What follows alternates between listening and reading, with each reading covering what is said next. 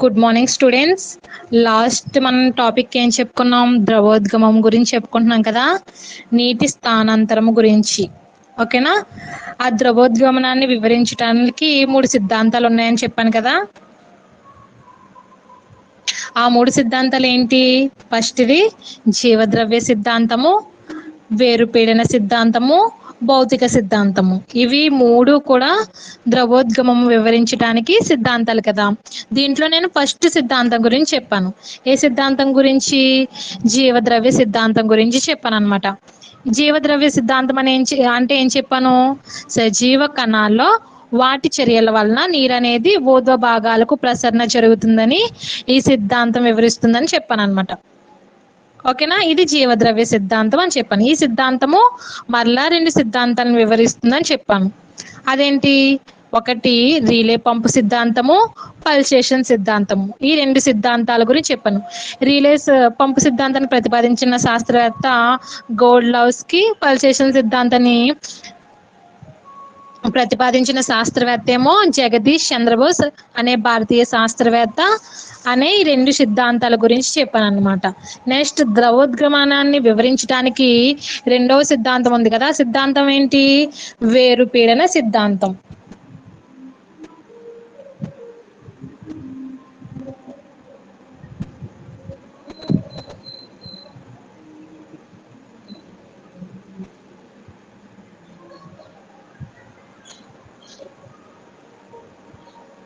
ఓకేనా? వేరుపీడన సిద్ధాంతం గురించి ఇప్పుడు చెప్తాను అనమాట. వేరుపీడన సిద్ధాంతాన్ని ఏ శాస్త్రవేత్త ప్రతిపాదించాడంటే స్టీఫెన్ హెల్స్.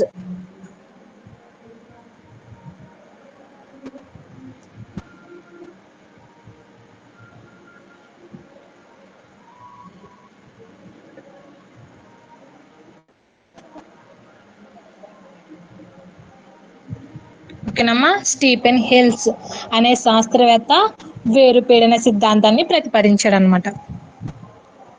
ఈ వేరుపీడన సిద్ధాంతం ఏం చెప్తుందంటే శోషణం చెందిన నీరు అంటే ఆ మొక్క అనేది నీటిని శోషించుకుంటుంది కదా. ఆ శోషణం చెందిన నీరు అనేది వేరు కణాలలో సంచయనం చెందటం వలన జనించే జలస్థితిక పీడనాన్ని ఏమంటారంటే వేరు పీడనం అంటారనమాట. ఈ వేరు పీడనం వల్ల ఏమవుతుందంటే ఈ వేరు పీడనం వల్ల మొక్కల్లో వాటర్ అనేది ఊర్ధ్వ ప్రసరణంగా జరుగుతుంది అనమాట. ఓకేనా? మొక్కల్లో ఊర్ధ్వ ప్రసరణం అంటే ఏంటి? అంటే వేరులో శోషించుకున్న నీళ్లు పై భాగాలకు ఊర్ధ్వ ప్రసరణంగా జరుగుతుంది అని ఏ సిద్ధాంతం చెప్తుందంటే వేరు పీడన సిద్ధాంతం అనేది చెప్తుంది అనమాట. మళ్ళీ చెప్తాను చూడండి. వేరులు శోషించుకునే వాటర్ని ఏం చేస్తాయంటే ఆ వేరు కణాలు మొత్తటికి ప్రవహిస్తుంది అనమాట. ఇలా వేరు కణాలు అన్నిటిలో సంచయనం చెందటం వల్ల జనించే జలస్థితిక పీడనాన్ని, ఏ పీడనాన్ని? జలస్థితిక పీడనాన్ని.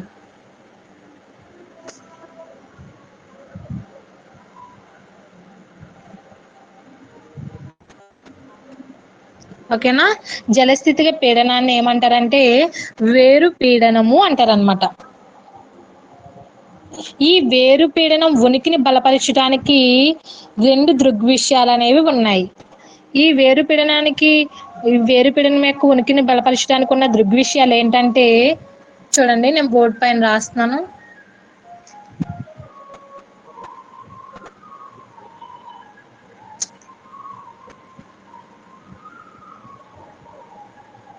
ఒకటి స్రావం, 2 బిందు స్రావం. ఓకేనమ్మా? స్రావం, బిందు స్రావం ఈ 2 కూడా వేరుపీడనం యొక్క ఉనికిని బలపరచడానికి ఉపయోగపడే దృగ్విషయాలు అనమాట. స్రావం ఫస్ట్ది. స్రావం అంటే ఏంటంటే కోసిన కాండపు కొన నుంచి నేను ఒక స్టెమ్ తీసుకున్నానమ్మా. ఆ స్టెమ్ని ఏం చేశానంటే కోసివేసాను అనమాట. అంటే కాండం యొక్క కొన భాగంలో కోసివేసాను అనమాట. అలా కోసిన కాండపు యొక్క కొనం నుంచి రసం అనేది అంటే రసం అనేది బయటకు వస్తుంది అనమాట. దాన్ని ఏమంటారంటే రసం అనేది బయటికి రావడాన్ని స్రావం అంటారు. ఓకేనా. ఈ స్రావం అనేది క్రియాత్మక బలాన్ని, ఈ స్రావం యొక్క క్రియాత్మక బలాన్ని వేరుపీడనం అంటారనమాట. ఈ స్రావం యొక్క క్రియాత్మక బలాన్ని ఏమంటారంటే వేరుపీడనం అంటారు. ఓకేనా. నెక్స్ట్ బిందు స్రావం. బిందు స్రావం అంటే ఏంటంటే ఇప్పుడు మొక్కల్లో జలరంధ్రాలు అనేవి ఉంటాయి కదా, ఆ జలరంధ్రాలు అనే నిర్మాణాల ద్వారా నీటి బిందువుల రూపంలో నిశ్రావణ చెందటాన్ని, ఓకేనా, జలరంధ్రాలు అనే నిర్మాణాల ద్వారా నీటి బిందువుల రూపంలో నిస్రావణం చెందడాన్ని ఏమంటారంటే బిందు స్రావము అంటారనమాట. ఇది స్రావము, బిందు స్రావం అన్నమాట. ఈ రెండు కూడా వేరుపీడనం యొక్క ఉనికిని బలపరచడానికి ఉపయోగపడే దృగ్విషయాలు. ఓకేనమ్మా. నెక్స్ట్ మూడవ సిద్ధాంతం ఏంటంటే భౌతిక సిద్ధాంతము. ఓకేనా. ఫస్ట్ సిద్ధాంతం ఏమైంది, జీవద్రవ్య సిద్ధాంతం గురించి చెప్పుకున్నాం. రెండవది ఏం చెప్పాను, వేరుపీడన సిద్ధాంతం గురించి చెప్పా. మూడవ సిద్ధాంతం ఏంటంటే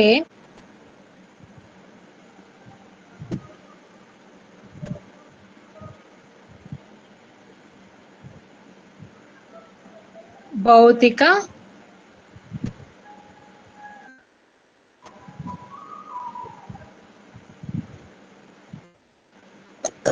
ఓకేనా. ఇది మూడవ సిద్ధాంతం, భౌతిక సిద్ధాంతం. భౌతిక సిద్ధాంతం ఏంటంటే ఈ భౌతిక సిద్ధాంతం ఏం చెప్తుందంటే నిపానం, ఇంకా సంసంచనం,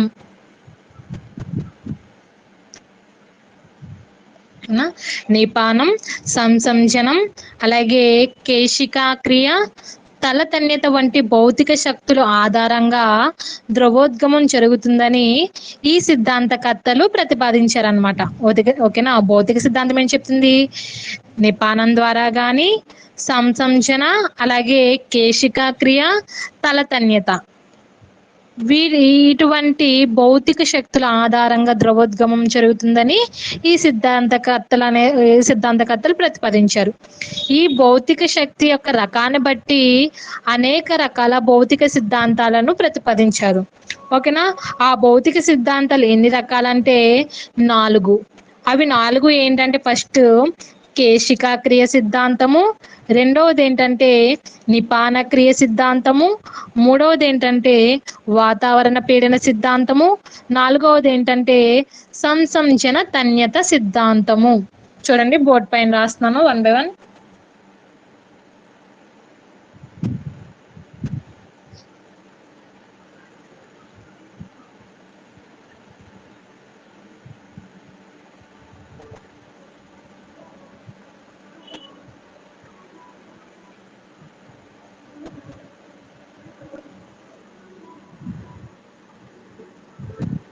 ఒకటి కేశికా క్రియ సిద్ధాంతము,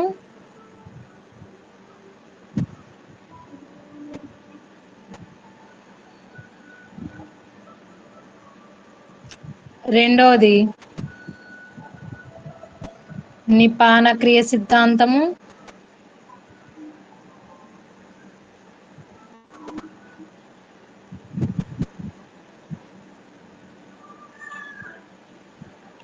మూడవది వాతావరణ పీడన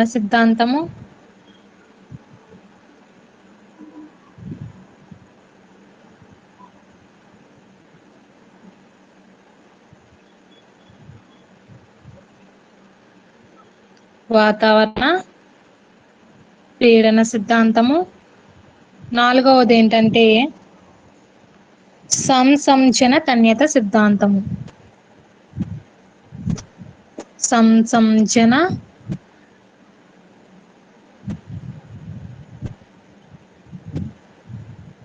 ఓకేనా. సంసంజన తన్యత సిద్ధాంతము. ఓకేనా. ఈ 4 రకాలు కూడా భౌతిక శక్తి యొక్క రకాన్ని బట్టి ప్రతిపాదించిన సిద్ధాంతాలు అనమాట. కేశిక క్రియ సిద్ధాంతము, నిపాన క్రియ సిద్ధాంతము, వాతావరణ పీడ జనతన్యత సిద్ధాంతం అన్నమాట. ఫస్ట్ ఏంటంటే సిద్ధాంతము.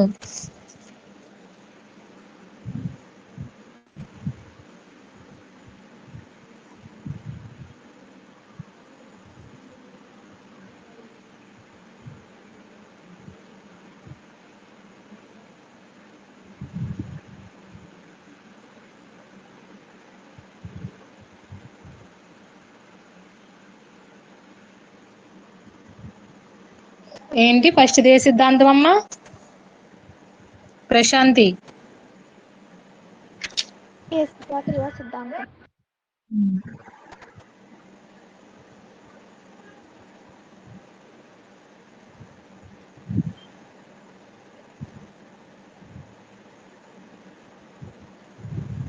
ఓకేనా అమ్మా? ఇంకా చాలా మంది క్లాస్కి రాలేదు.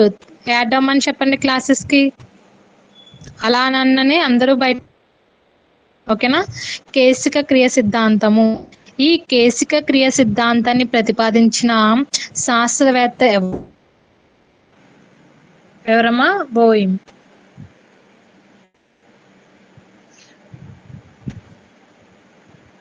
ఓకేనా? కేశిక క్రియ సిద్ధాంతాన్ని ప్రతిపాదించిన శాస్త్రవేత్త బోయిమ్. ఓకేనా? ఈయన ఏం చెప్తున్నాడంటే కేశిక క్రియ సిద్ధాంతం గురించి, దీని ప్రకారంగా దారునాళాలు అలాగే దారు కణాల ద్వారా కేశిక చర్యలు అనేవి జరిగి, ఈ కేశిక చర్య లేదా దాని యొక్క శక్తి వల్ల నీరు లేక దారు రసం అనేది కదలటం జరుగుతుందని చెప్పాడు అనమాట. ఇలా కదలటం జరిగిన తర్వాత దాని ఫలితంగా సన్నని దారునాళాల్లో నీరేమవుతుందంటే పైకి ప్రసరించడం జరుగుతుందన్నమాట. అని ఈ విధంగా కేశిక క్రియ సిద్ధాంతం ద్వారా ప్రయోగపూర్వకంగా ఏం చేశాడంటే బోయిమ్ అనేవాడు ఈ సిద్ధాంతాన్ని ప్రయోగపూర్వకంగా నిరూపించలేదన్నమాట. కాబట్టి ఈ కేశిక క్రియ సిద్ధాంతం అనేది తిరస్కరించబడింది. ఓకేనా? ఏం చెప్పాడు ఈయన? దారునాళాలు లేదా దారు కణాలు అనేవి కేశిక చర్య లేదా శక్తి వల్ల నీరు లేక దారు రసడం కదలటం జరుగుతుంది. ఫలితంగా సన్నని దారునాళాలలో నీరు అనేది పైకి ప్రసరించడం జరుగుతుందని ఈయన బోయిమ్ అనే సైంటిస్ట్ చెప్పాడు. కానీ ఈయన చెప్పిన ఈ సిద్ధాంతం ప్రయోగపూర్వకంగా బోయిమ్ నిరూపించలేకపోయారంట.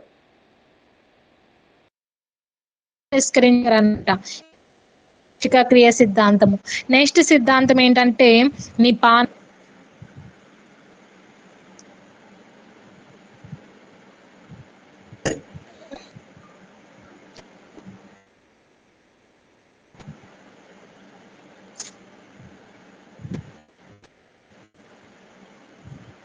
ఓకే, నిపాన క్రియ సిద్ధాంతం.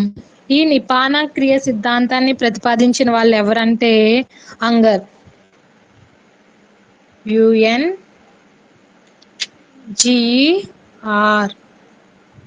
ఓకేనా?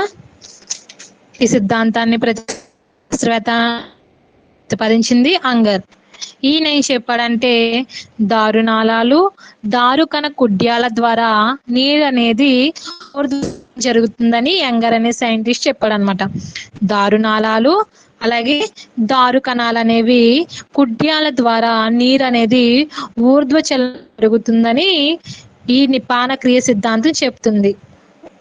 ఓకేనమ్మా? కూడా ప్రయోగపూర్వకంగా యంగర్ అనే సైంటిస్టు నిరూపించిన కావున ఈ సిద్ధాంతాన్ని కూడా తిరస్కరించారనమాట. ఓకేనా? కేశిక క్రియ సిద్ధాంతం కూడా ప్రయోగపూర్వకంగా నిరూపించబడలేదు. అలాగే నిపాన క్రియ సిద్ధాంతం కూడా ప్రయోగపూర్వకంగా నిరూపించబడలేదు. ఓకేనా? నెక్స్ట్ మూడవ సిద్ధాంతం ఏంటంటే వాతావరణ పీడన సిద్ధాంతం. నిపాన క్రియ సిద్ధాంతం మళ్ళీ ఒకసారి చెప్పండి మేడం. నిపాన క్రియ ఒకసారి చెప్తాను.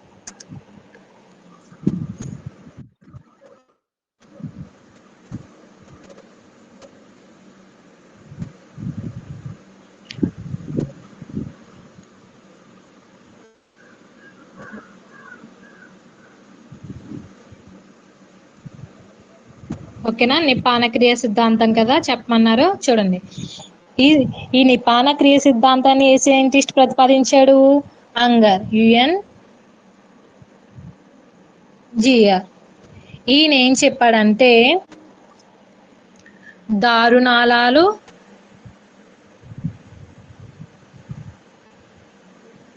అలాగే ఇంకేంటి దారు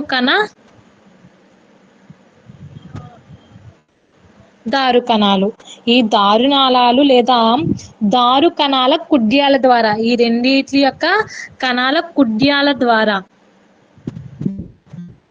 నీరు అనేది ఊర్ధ్వ చలనం జరుగుతుంది. అంటే ఊర్ధ్వం అంటే ఏంటి? కింది నుంచి పైకి. ఓకేనా? కింది నుంచి పైకి ఊర్ధ్వ చలనం అనేది జరుగుతుందని, దీనికి నిపానం క్రియ తోడ్పడుతుందని చెప్తుంది అన్నమాట. కానీ ఈ సిద్ధాంతం అనేది ప్రయోగపూర్వకంగా నిరూపించలేదు కనుక ఈ సిద్ధాంతాన్ని కూడా తిరస్కరించి. అర్థమైందమ్మా ద్వారక? అర్థమైంది మేడం.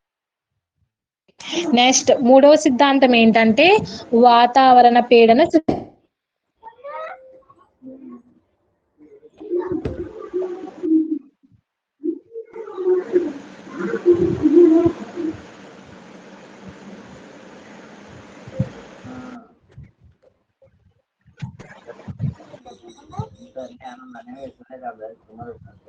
వాతావరణ పీడన సిద్ధాంతం.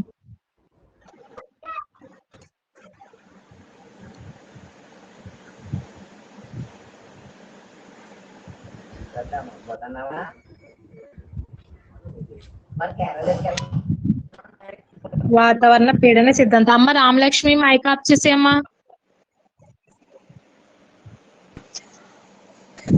వాతావరణ పీడన సిద్ధాంతం, ఈ సిద్ధాంతం ఏం చెప్తుందంటే బాష్పోత్సేకం వల్ల మొక్కలనేవి వాయుగత భాగాల ద్వారా నీటిని కోల్పోవటం వల్ల వాటి ఉపరితలం వద్ద శూన్య ప్రదేశం ఏర్పడుతుందని సిద్ధాంతం చెప్తుంది. ఏంటంటే ఇప్పుడు వాతావరణ పీడన సిద్ధాంతంలో ఏం జరుగుతుంది?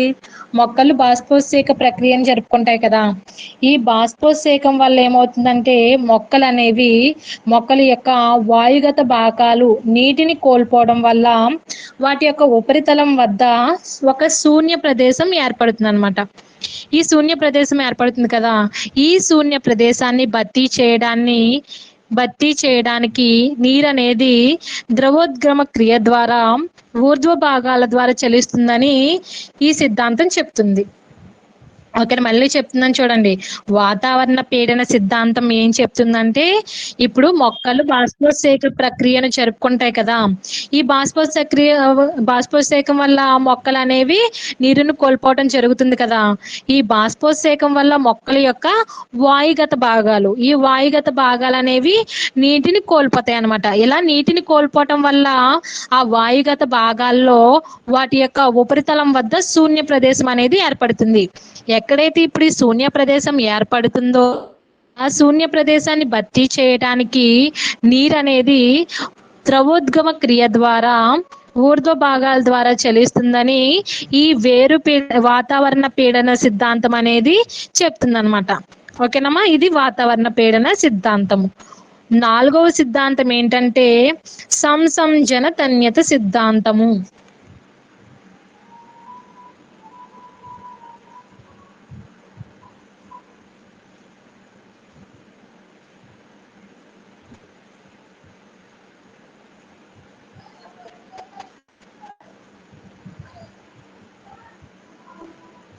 ఓకేనమ్మా, సంసంజన తన్యత సిద్ధాంతము. ఈ సంసంజన తన్యత సిద్ధాంతాన్ని ప్రతిపాదించిన శాస్త్రవేత్తలు ఎవరంటే డిక్సన్ మరియు జాలీ.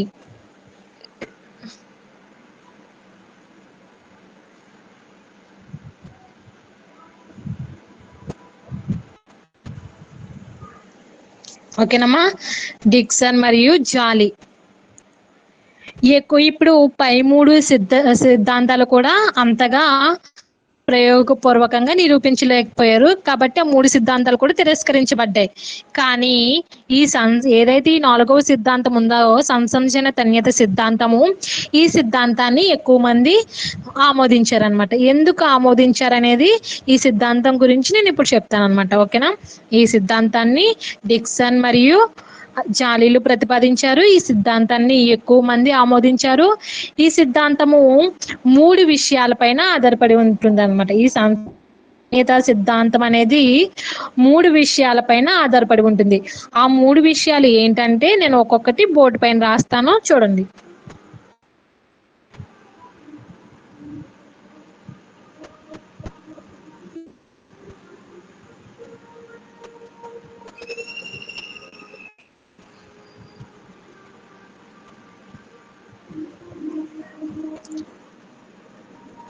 ఒకటి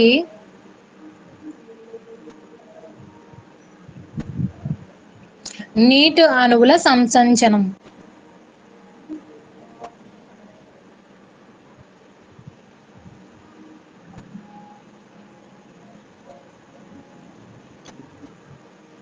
నీటి అణువుల సంసంచనం.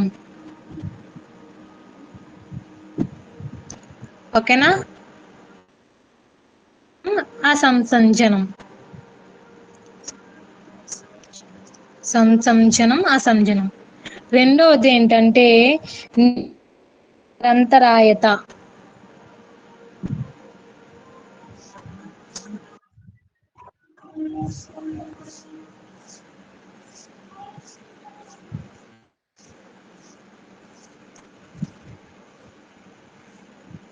నీటి స్తంభం నిరంతరాయత.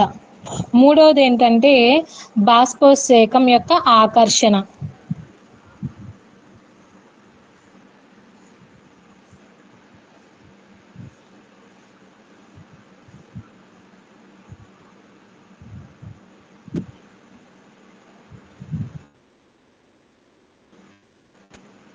ఓకేనమ్మా? అంచన తన్యత సిద్ధాంతం అనేది ఈ 3 విషయాలపైన ఆధారపడి పనిచేస్తుంది అనమాట. ఒకటి నీటి అణువుల సంసంచనం లేదా అసంచనం. రెండవది ఏంటంటే నీటి స్తంభం యొక్క నిరంతరాయత. మూడవది ఏంటంటే బాష్పోత్సేకం యొక్క ఆకర్షణ. ఓకేనా? ఇప్పుడు ఈ సిద్ధాంతాన్ని గురించి చెప్తా అనమాట. ఇప్పుడు మొక్కల్లో బాష్పోత్సేకం ఆ బాష్పోత్సేకం ఫలితంగా మొక్కల యొక్క పత్రాంతరాలలో నీటిని కోల్పోతాయి అన్నమాట. నీటిని కోల్పోయిన దానిలో నీటి తగ్గుదల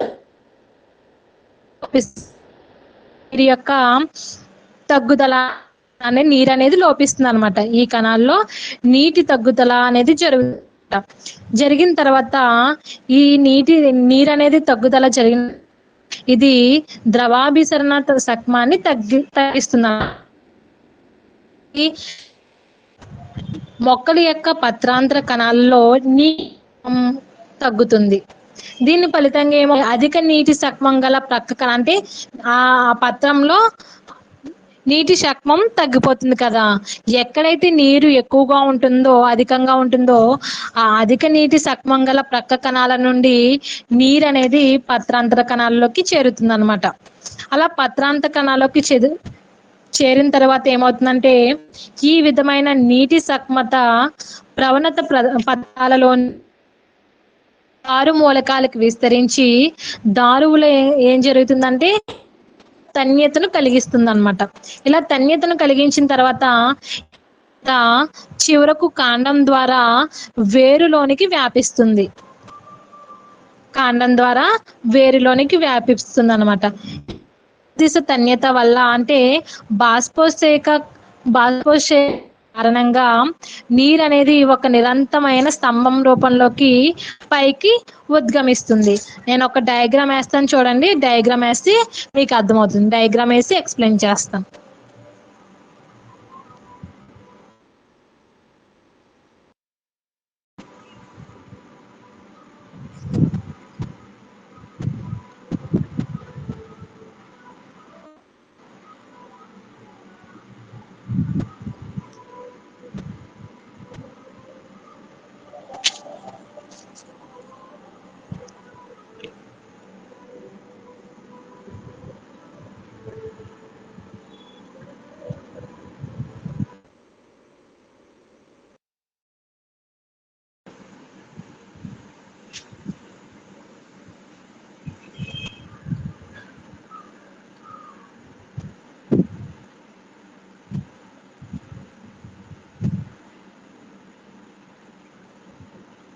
మా డయాగ్రామ్ వేస్తున్నాను, డయాగ్రామ్ కూడా మీరు కూడా వేసుకోండి అమ్మా.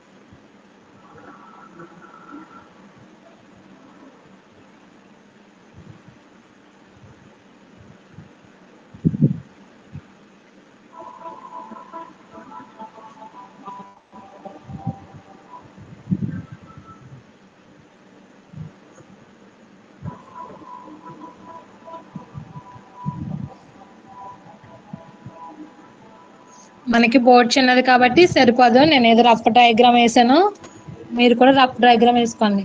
చూడండమ్మా, ఈ భాగం ఆవిరయ్యే నీరు, ఇదేంటంటే స్పాంజ్, ఇది గాజు గొట్టం, ఇది బేకర్,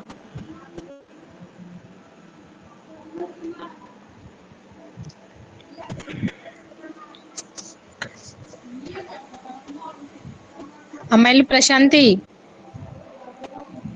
మ్యామ్. అమ్మ ప్రశాంతి, నెక్స్ట్ క్లాస్ ఏంటి మీకు?